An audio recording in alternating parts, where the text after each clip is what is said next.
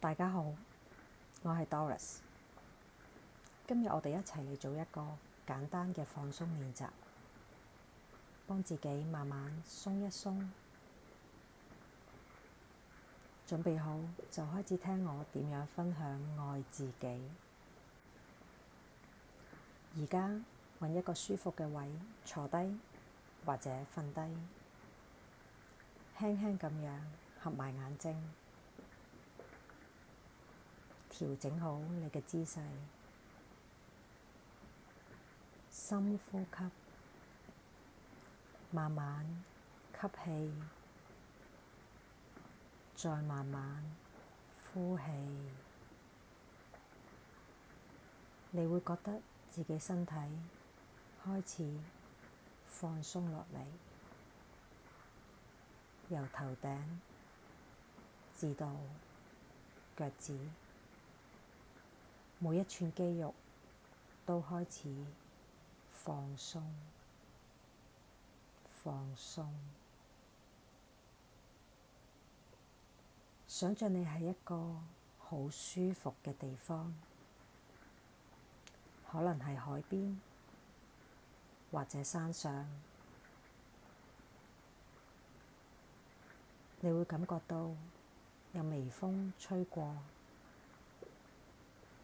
陽光溫暖咁樣照住你，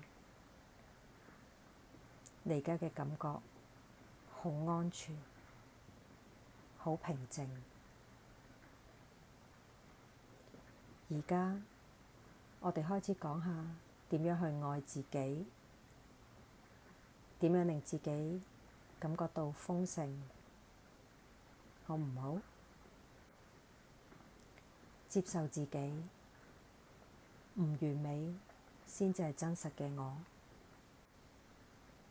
你有冇試過喺工作上犯錯，心入邊好唔舒服，好似自己好失敗，或者覺得自己唔夠好，唔夠靚，唔夠聰明？呢啲感覺好正常，但你要記住，完美係唔存在嘅。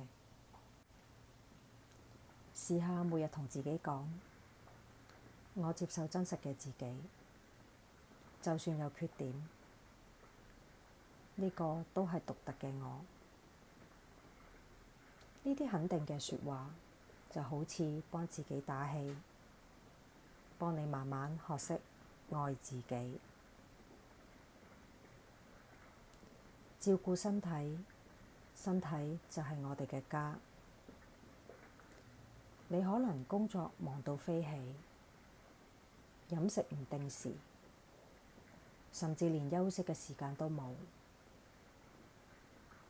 你試想像下，如果身體就係你嘅屋企，點樣可以令到佢舒服啲？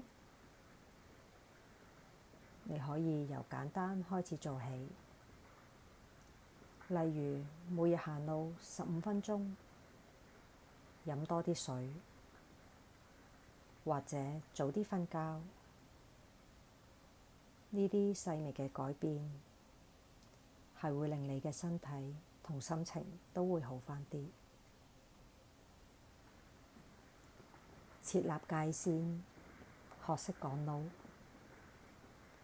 你有冇試過因為唔想得罪人，應承人哋做好多嘢，結果搞到自己攰到唞唔到氣？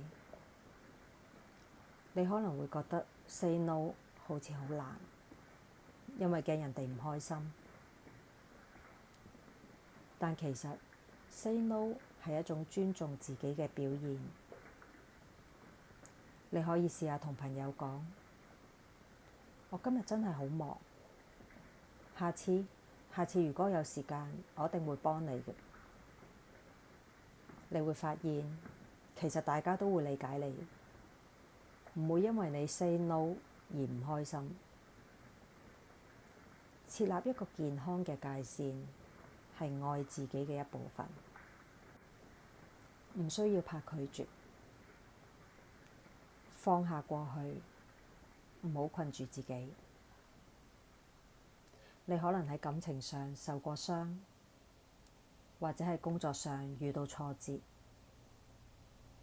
成日會諗返啲唔開心嘅嘢，令到自己好難放鬆。試下寫日記啊，將心入邊嘅感覺寫低，或者做冥想，幫助自己釋放負面嘅情緒。放下唔代表忘記，而係接受，然後繼續向前。你值得有新嘅開始，你值得過得快樂。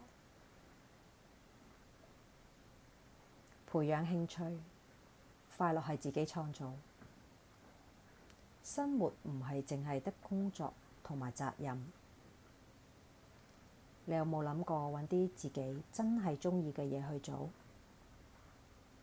例如煮嘢食啊，聽歌、行山、畫畫，甚至乎係同朋友傾偈。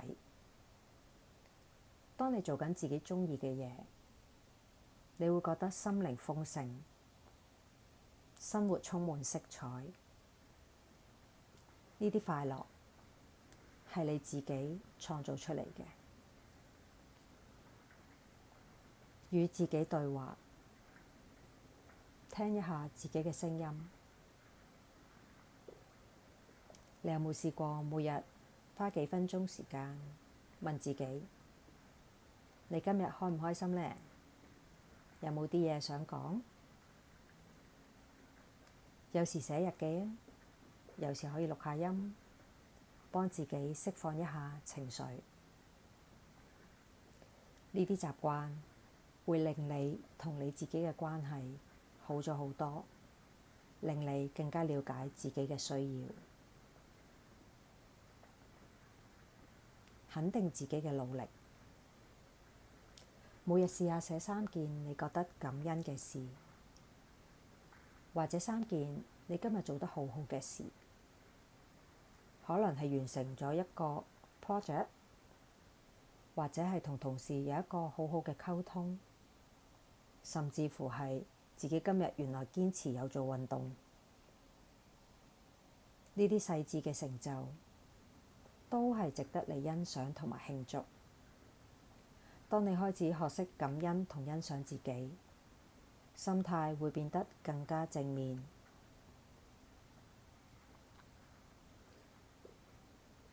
喺人際關係上，你可能會經常擔心自己會唔會令到對方唔開心，或者唔知點樣表達自己嘅需要。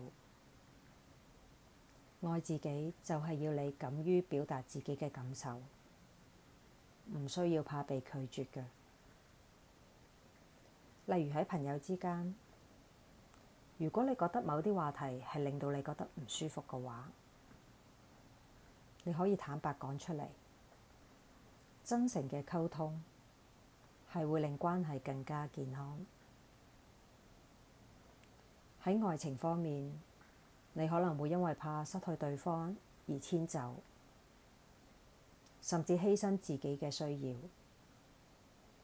但愛自己嘅你係要記住，無論愛情定友情，都唔應該失去自己嘅本質。你係值得一段令你感覺到尊重同支持嘅關係，而唔係淨係被需要。喺工作上，你可能成日覺得壓力好大，成日加班，甚至會覺得自己做得唔夠好。愛自己呢，就係要令你學識放慢腳步，畀自己休息嘅時間。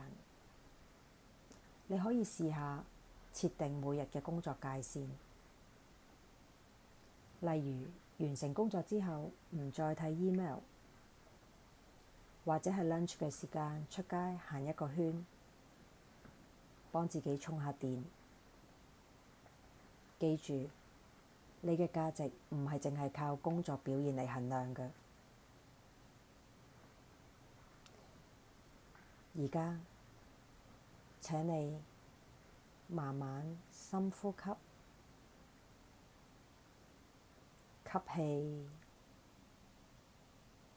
呼氣，你感覺到你自己嘅身體仍然係一個放鬆嘅狀態，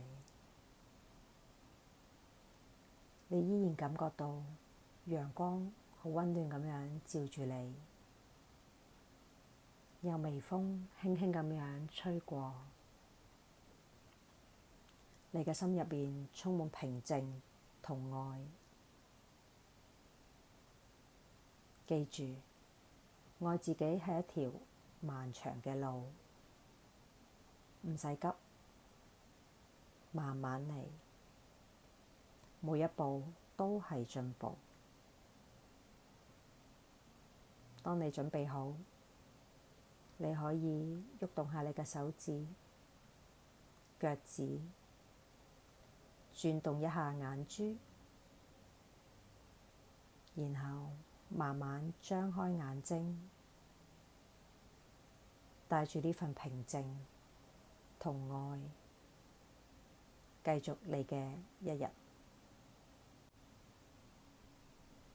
多謝你哋一齊同我分享呢一個咁平靜、充滿愛嘅時刻。如果你覺得有用，記得 like 同 subscribe 我嘅頻道。我哋下次再見啦，拜拜。